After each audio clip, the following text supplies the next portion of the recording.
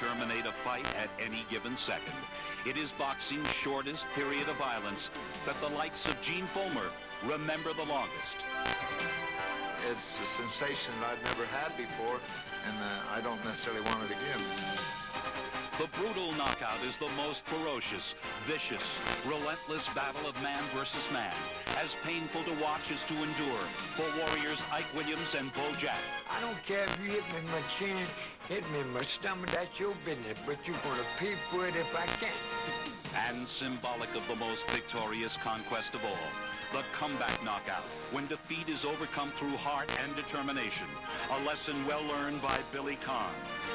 If you know how to fight and everything, you make them fight your fight, you beat them. I was doing it until a wise guy me got fresh and tried to knock them out. These are just a few of the many triumphant moments in boxing's greatest knockouts. I'm interested in watching the legendary fighters of Henry Armstrong. To watch someone so small, from 122 pounds, move up to 147 pounds and win all three titles simultaneously, and that meaning he has to jump from weight differentials from 47 to 35 to 22. It was just unbelievable. Well, fortunately for real big men, there are no weights you can jump up to. Hey, tell me about it. Did I say that knockout is the final word? Well, usually, Pep.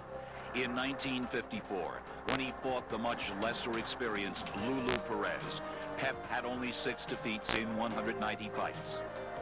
In the second round, Pep hit the canvas not once, not twice, but 3 times, losing by the 3 knockdown rule. For Pep, this should have been a simple stepping stone towards regaining the title. Prior to the first bell, Pep received a warning from the Boxing Commission because of circulating rumors that he had not come to fight. Experts felt that Pep should have easily won. Nonetheless, this great featherweight was never allowed to fight in New York again.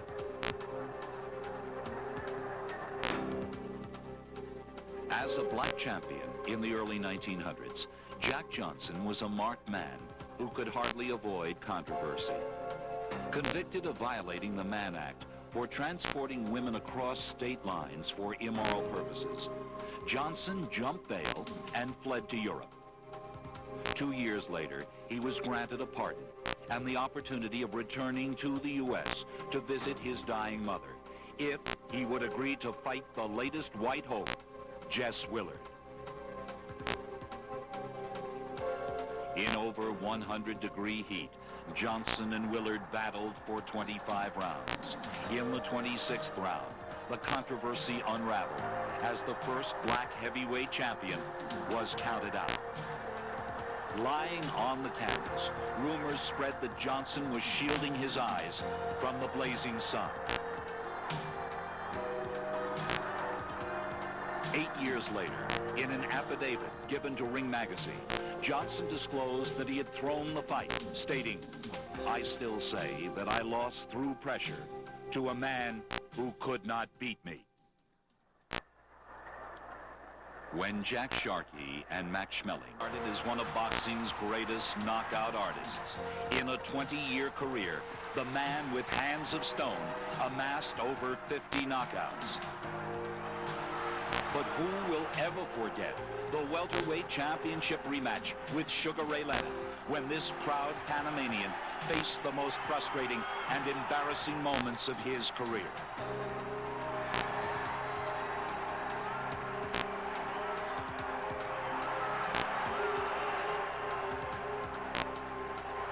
In the 8th round, the Macho Duran shockingly turned his back and spoke the now famous words, "No mas, no mas."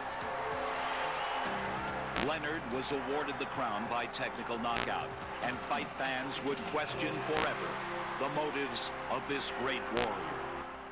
Controversy? Dynamite. I love it because it creates interest. People want to see some more. So that's great for boxing. I love it. Knocking his teeth out. He was the biggest, the toughest, the meanest fighter out there. And he was fighting this little kid who had a gift of gab, who bounced around pretty good. And, you know, people didn't give him a shot. The little kid with the gift of gab was Cassius Clay. A 10-to-1 underdog when he fought Sonny Liston for the heavyweight crown. By the 7th round, a severe cut and injured shoulder prevented Liston from fighting on. I don't have a mark on my face, and I upset Sonny Liston, and I just turned 22 years old. I must be the greatest. Thus marked the beginning of one of boxing's greatest champions and controversies. The controversy created the other match. Something wasn't supposed to be. We had to find a town that could house it. And lo and behold, we found Lewiston, Maine. And what the heck, I'll tell you one thing, the lobsters were great there. Yet days before the rematch, the conditions were anything but ideal. Malcolm X had just been assassinated, and people were wondering now if Muhammad would be assassinated, because at the time, as I remember, he was known as Cassius X. And on Saturday before the fight, Liston had his last workout, and he looked awful. He was going to jump rope, and he couldn't jump rope. He got his feet tangled in the rope all the time. And we said, this guy's going to fight for the title. With so much controversy going on at that second fight, I paid no attention to nothing. We had Walcott, you know, greatest guy alive, was the referee, solid citizen. So everything was there. Not there was experience. This would be the first and last heavyweight title fight. Walcott would referee. Well, first at the top of the bell, we went to the guy and showed the guy, hey, I'm the boss. But if you noticed, if you look at the film, he slid away from the guy. He didn't go straight at the guy. This is the thing you don't do.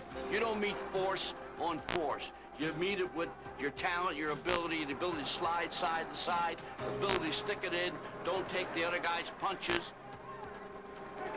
Muhammad kept picking, and what happened, Liston kept following him around the circle.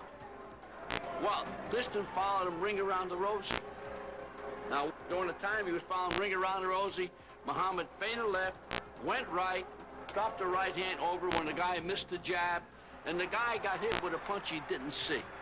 They're the kinds that hurt. You know, those poor guys that went out and bought a hot dog, poor guys that were drinking on a beer or something, they didn't catch that punch. But believe me, the punch was there. There was great confusion in the ring. Liston went down, he rolled over. Ali stood there and taunted him, wondering why he was suddenly down after that punch. Muhammad goes into the war dance bit. So naturally, Joe Walcott, the referee, is trying to get my guy to a neutral corner. So in the interim, he's missing that the count is going on. The knockdown timekeeper's going 1, 2. Joe didn't pick up the count. Muhammad wouldn't get away from the situation. He started bang, bang, bang. Started throwing those flurry of punches. Meanwhile, Mr. Walcott went to the timekeeper, and the timekeeper told him, hey, it's all over. As soon as the fight was stopped, the fans started chanting, fix, fix, fix. Some people thought it was a solid punch. Some people didn't. You gather as many opinions as you could, and everybody seemed to have a little different version. If he did fix that fight, or was paid to fall down, let's say, he took that secret with him to his grave, because I saw him 2 years later in Las Vegas. I asked him, you know, people still talk about the Lewiston fight, and what is your version of it now, 2 years later? And this is what he said. He said, it wasn't that hard a punch, but it partially caught me off balance.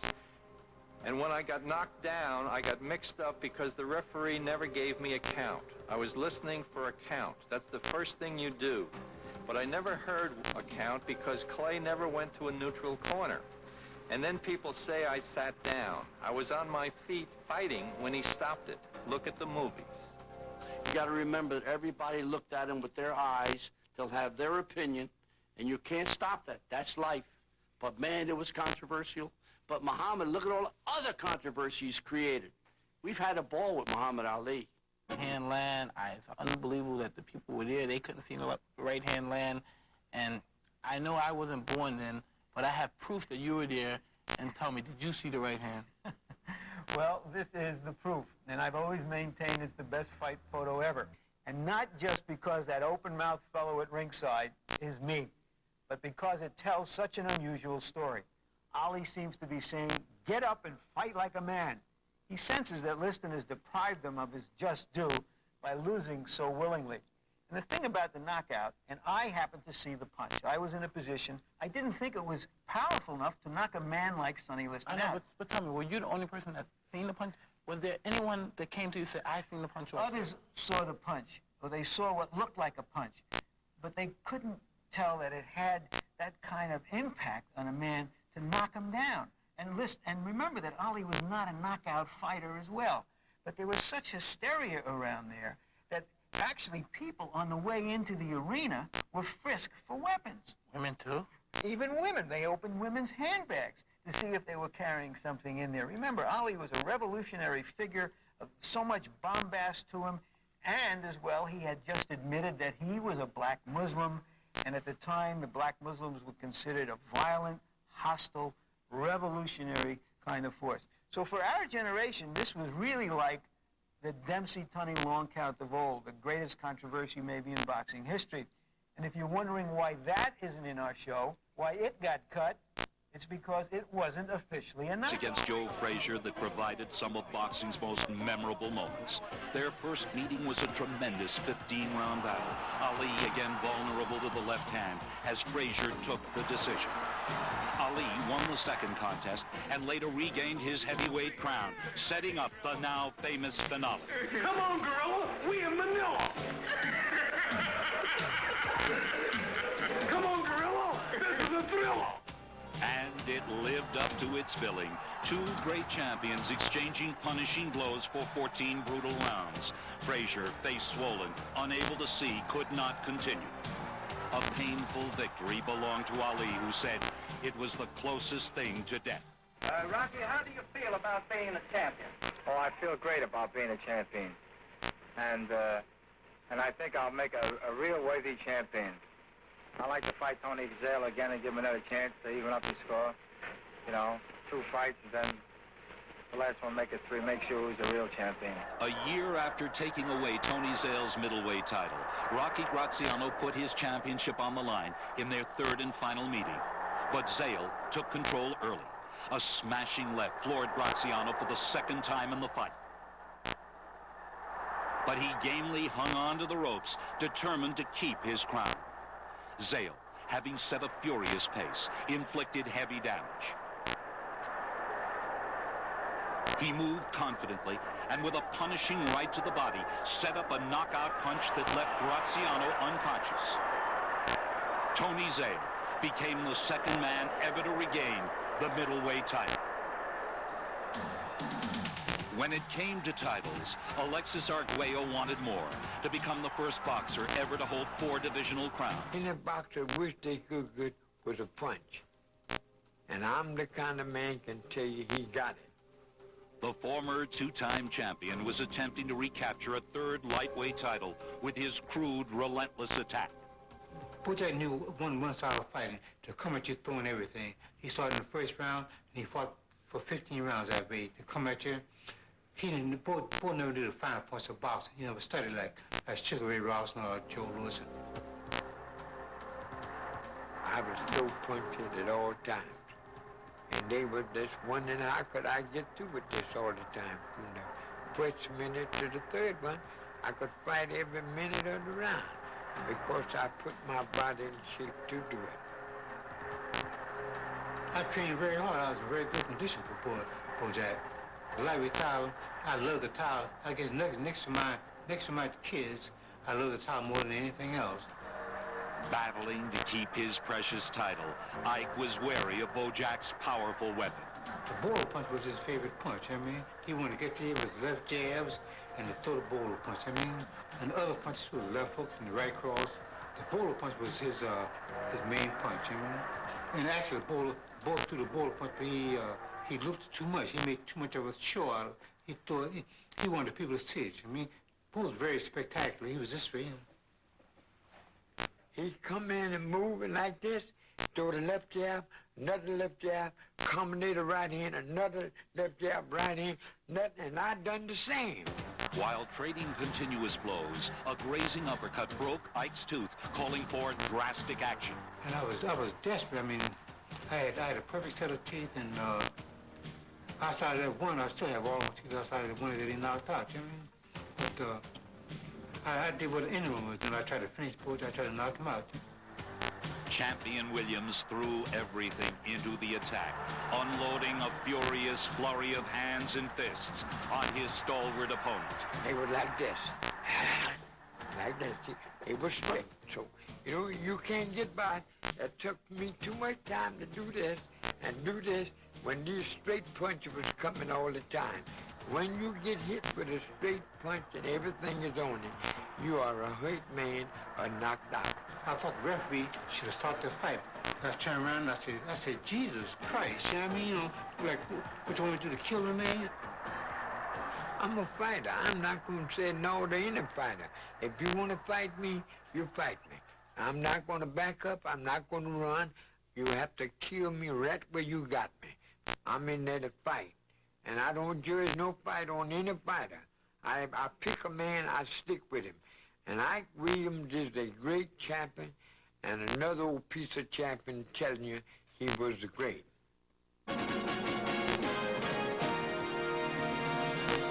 Bojack shined his shoes in a hotel, and Bojack insisted that he get up on the chair and let him shine his shoes. And Cuts by no means would ever let Bojack shine his shoes because he can't picture the greatest lightweight in his mind of all time shining my shoes. So he insists that Bojack get up there and he shine his shoes. Well, what a nice tribute that was. What I notice about fighters like that is they're willing to take the risks for greatness, because if you're going to knock another guy out, you got to get close enough for him to do it. And when you do that, you can also be knocked out. And another thing I notice is that there seems to be fewer brutal fights today, fewer fights of the Hagler, Hearns, and Pryor Arguello type. Is that true from your views of all of those great fight films? Well, when you talk about brutal fights, you have to have two authentic, tough men. When you look at Ike Williams, Kid Gatler, that area, everybody was authentically tough. They were tough men. They came to fight, and they believed in themselves, and they had the confidence that no one in the world could hurt them, beat them, and so they were willing to take that chance. That's because they believed that. On the other side, we're objective, and we're watching, and it's like, whoa, he's taking chances with somebody that's very dangerous. Prize fighting is nothing if not dangerous and often brutal. But where human beings are concerned, you can be sure that the ridiculous is also not far behind. Of this moment, each man makes and takes one last punch. Lights out as they tumble arm in arm to the canvas. And what you throw the punches and that the leverage is what you have in the shoulder snap. And the object of really knocking out an individual is throwing a punch where he can't see. And when there's combination punches, and when you throw punches and you keep his mind preoccupied with the body punches, and the other two punches that come to the head are the knockout punches. And then again, there's one-punch knockout punches, which they throw one punch to the body, boom, boom, and then the other punch to the head, which again, the opponent's mind is so preoccupied on the one punch, which rattles him just a little bit, and that's when the other punch comes in. Now, what I see in what you're saying is one, that getting the shoulder in. A lot of fighters are arm punches. And secondly, the quickness so that the opponent doesn't see the punch, and that's what knocks him out. He's not prepared for it. Absolutely. Let's take a look then at some of the great one-punch knockouts of story and song in boxing history.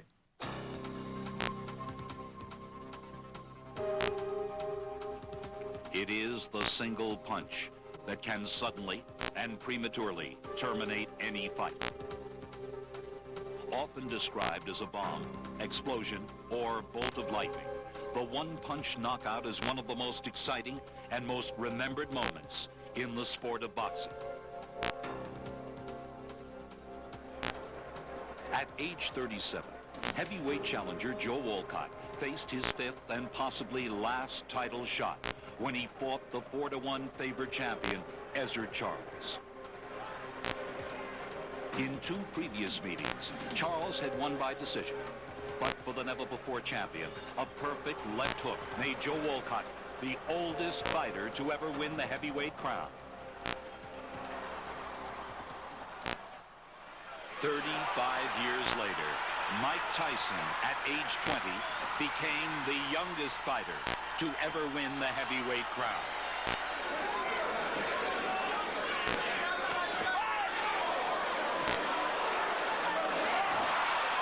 There's a right to the body and an uppercut to the head, and Berbick is down. With one punch, WBC champion Trevor Berbick was knocked down more times than he had ever been knocked out. It's over. That's all. And we have a new era in boxing. A rematch would not be necessary, but one that would be was between Ingemar Johansson and the heavyweight he had taken the title from 90 days earlier, Floyd Patterson. In their previous fight, Patterson suffered a total of 7 knockdowns. The outcome of this rematch would be different. Standing more upright than usual, Patterson dropped the champion with a 5th-round left hook. His left foot twitching, Johansson lay unconscious as Patterson became the first heavyweight to regain the title.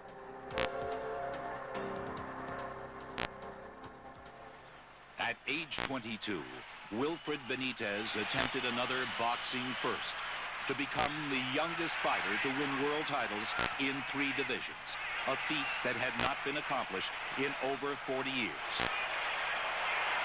With one punch, boxing's history was rewritten when Benitez landed a perfect, thunderous right to the jaw of junior middleweight champ Maurice Hope. 5-foot, 7-inch light heavyweight champ Dick Tiger needed more than hope when he took on 6-foot, 3-inch Bob Foster. To this day, it is the largest height differential in title fight history. In the 4th round, the legendary Tiger suffered the first knockout in his professional career. And for the next 6 years, Bob Foster would reign as the light heavyweight champion of the world.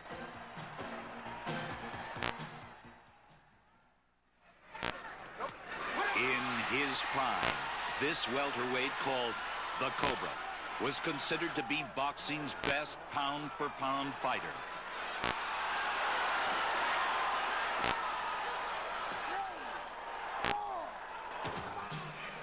Now a former champ, Donald Curry, had suffered only one defeat before meeting Mike McCallum for the junior middleweight crown. In round 2, Curry was en route to his 2nd title. But 3 rounds later, it was the Cobra who would be struck.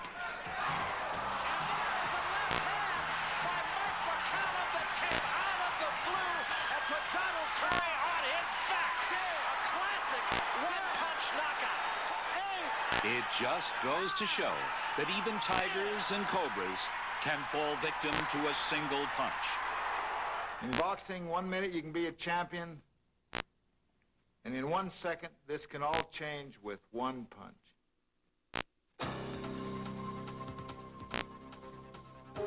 Robinson was definitely a stylish fighter, and I was definitely a crude type fighter. Well, the first fight I had with Robinson, I beat him 15 rounds and never had a mark on me. That's the only fight I remember, never had a mark on me. After the decision, everyone accepted the fact that I had beat him and beat him soundly, but I was hoping that it wouldn't be the last fight. I was very anxious to give him a return match and prove that what I'd done the first fight, I could do again the second fight. Robinson lost so infrequently, he very seldom ever lost a fight, that there was always a cry for a rematch when Robinson lost. Nobody believed it, and they said, let's see if you can do it again. 4 months later, the rematch was scheduled, as the former champ would attempt to regain the middleweight title for the 4th time.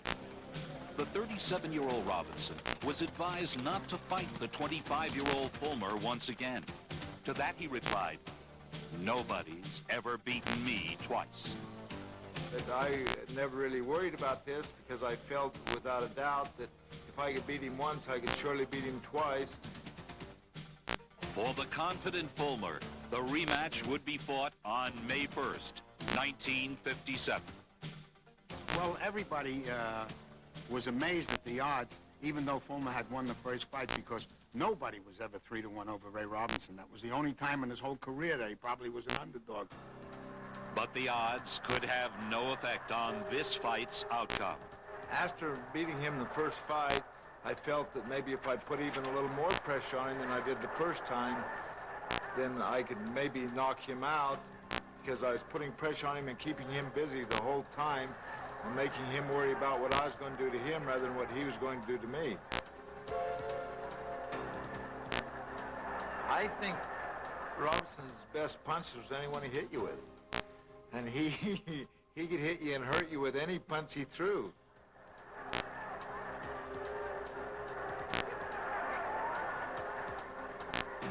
The first 4 rounds, I was putting more pressure on him, and he seemed to be wielding, and everything seemed to be working according to the plan that we had scheduled, which probably gave me a little false security that everything was going right, and I was putting a little more pressure on him and maybe getting a little reckless in doing what I was doing. This recklessness had the manager in his corner quite concerned. He was swinging as hard as he could swing, but when he was swinging, he was coming out with his chin open. And I cautioned him every time. I'd say, Gene, it's okay to swing, but keep that one hand up if you're going to swing. Keep one hand anyway up. Don't have both hands down. The 5th round, the bell rang. They both come out to the center of the ring, start fighting. You could tell that Robinson figured that was his round. This is the round he's going to go at. He was definitely trying to get one shot in there. He was trying to set up Gene so he'd get one shot. About midway in the 5th round, I wasn't watching my hands quite as well as I was. I moved in with my right hand about 6 inches lower than what it should have been, and he slipped a left hook right over the top of it and caught me right on the chin, and then all at once the lights went out. This was the first time I'd ever been knocked down or knocked dizzy in any form. I had no idea what it was supposed to feel like, and I can't tell you now what it felt like even. At the time of the punch, I was seated in the working press.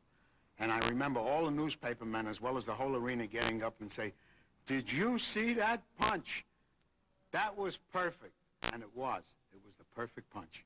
That's the painless way to go, because I never felt a thing and didn't know what had happened at all until I stood up in the end of the round, and the Robinson was over in the corner jumping up and down, and I thought he's in marvelous condition for this late round. How come he's doing exercise between rounds? And my manager crawled in. I said, "What happened?" He said, "They counted 10. And I knew that it had to be on me because I hadn't heard any of it. And it was a crazy feeling, but it was over. Then I could relate more so. But as far as me dwelling to the past, how I would have done with Ali, then you have to take Ali when he's 20 and put me when I'm 20, and then we'll be evenly matched. And then let us fight each other. Sounds like you think you might have come out okay. Of all the knockouts, one-punch knockouts, brutal knockouts, the comeback knockout is often the challenged by Canadian fisherman Yvon Durrell. Moore was being punished mercilessly, and following the second knockdown, seemed hardly able to survive the first round. The beating continued as Durrell connected again in the fifth. Moore was down, but not out. As the challenger began to fade, Moore rose to the occasion, sending Durrell crashing to the canvas in the seventh, and again in the 10th round. Although saved by the bell, there was little doubt that Durrell would fall. The champion punctuated his triumphant comeback with a final blow. He later boasted, "This was my finest hour." One of boxing's leading authorities on the knockout punch was Rocky Marciano. With an incredible string of 37 knockout victories, he had earned the right to challenge Jersey Joe Walcott for the heavyweight title. In superb condition, Rocky was surprised when Walcott, 10 years his senior, charged out in the opening round and caught Marciano with a perfectly timed left hook, putting the 2-1 favorite challenger down for the first time in his career. The bombs continued, every punch intended to end the bout. Rocky was having trouble seeing from a liniment that rubbed off Walcott's gloves as Jersey Joe pounded away. His vision clearing by the 13th. Marciano rebounded when Walcott loaded up a right hand. But Rock delivered first.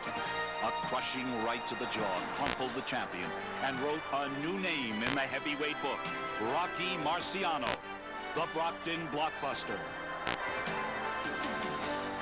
Jake LaMotta may have forgotten about the record book because Laurendo Teal took a decision in their first bout just a few months before LaMotta won the middleweight championship. In this rematch, Joe Teal, a solid boxer puncher, jogged the champ's memory, sagging him against the ropes as his title waned. The Frenchman needed only to remain standing to become the next champion, but unwisely moved in for the kill as LaMotta opened up, unleashing amazing reserves. Then, a devastating left and a right flush to the jaw sent the challenger reeling. With just 13 seconds left, LaMotta had rallied back from certain defeat to retain his crown. In a rare modern attempt to unify the welterweight and retreat. In the early rounds, Leonard danced away from the hitman's long jab. 68 pounds. The idea about fighting is don't let the guy hit you. If they can't hit you, they can't hurt you. You have to keep your hands up and punch real straight, no roundhousers, because if you go straight to it, you're going to get there further. I think it was a kind of a crowd that, while they respected the great Joe Louis, they were rooting for the underdog, the young kid from Pittsburgh. Kahn was using his speed, he was in and out. One good thing in Kahn's favor was that Louis had never fought anybody with the speed of Kahn. He kept moving to the left, and he kept moving to the right, and he kept that sharp left hand continually keeping Louis off balance and breaking up Louis's attack. The main thing is don't let him hit you. Keep your hands up and move from side to side and mix him up. If you keep backing up, he's going to follow you. All you have to do is keep the left in his face and keep your hands up and keep your ass off the floor. Now we come to the 12th round, and this, too, was a great round for Billy Kahn. He was all over Louis, and Louis was having a time blocking the punches, and Kahn was fearless. Billy Kahn staggered Louis. If Kahn had been able to win one of the next 3 rounds, the 13th, 14th, and 15th, he would have been the heavyweight champion of the world. Blackburn was the voice in the corner for Louis. And when he came back to the corner after Kahn's rally in the 12th round, Blackburn told him, "You better go out and get him, Chappie. We're going to lose the title." Over the head, hurts Kahn, hurts him badly with a right, a left, another short right uppercut to the jaw, and Kahn is in trouble, but he fights. I went out to try to knock him out, and naturally your hands as you're down and this and that, and you get hit. I lost all sense of thinking about not getting hit. I was worrying about hitting him and not worrying about safety first for me, see. Louis hooks the left hand to the jaw. Kahn is being driven around the ring by Louis. He is badly hurt, but he won't go down. Kahn is staggering. Louis hooks a left to the jaw, a right hand to the jaw, another left to the jaw by Louis, a crushing right to the jaw, and Kahn slowly goes to the canvas. The referee, Eddie Joseph, comes over. The count is reached 4. I was in a great fight with Joe Louis. It was great until the 13th round. I run into trouble there, so I'll have to forget about it now. Well, it was a great fight tonight. I know that Uncle Mike's going to give me another chance, and I know I can win it. I guess I had too much to win for tonight, and I tried to knock him out. Otherwise, I don't want easy. Champion. And Jerry Cooney really hadn't earned his way there. He had sort of been hyped there and maneuvered there, even though he was a talented young fighter at the time. And when Holmes stopped him, to me, it was a vindication that the professional came through and beat the guy who hadn't really proved himself as a professional yet. Who was your favorite knockout fighter? Once again, I must say, Joe Louis. The reasons because accurate, counter-punching, precise, precision. There was no one like him. He hit you the right places, placed every one of his punches. He even did funny things sometimes when he hit you. He did 360s. You bounced off the canvas at least a foot. You're going out the ring. You just don't move. You quiver. And it was just something amazing to see. Of course, I loved Joe Louis, and Sugar Ray Robinson was a hero of mine when I was a kid with those dramatic wins. But I want to give credit again to some contemporary fighters. Yes, I know you do. Wilfredo Gomez, great bantamweight. Roberto Duran as a lightweight and a welterweight. Marvin Hagler. Tommy Hearns knocked guys out from the welterweight division all the way up to the light heavyweight division. And someday, you too, as a heavyweight, may be in the footage side of this show and not just sitting there in the chair. Well, believe me, I'll be looking forward to that day. champion George Foreman is back after a 10-year layoff. Even the better the exchange. He's picking his spots now, and Harold is not able to generate as much offense here around 12.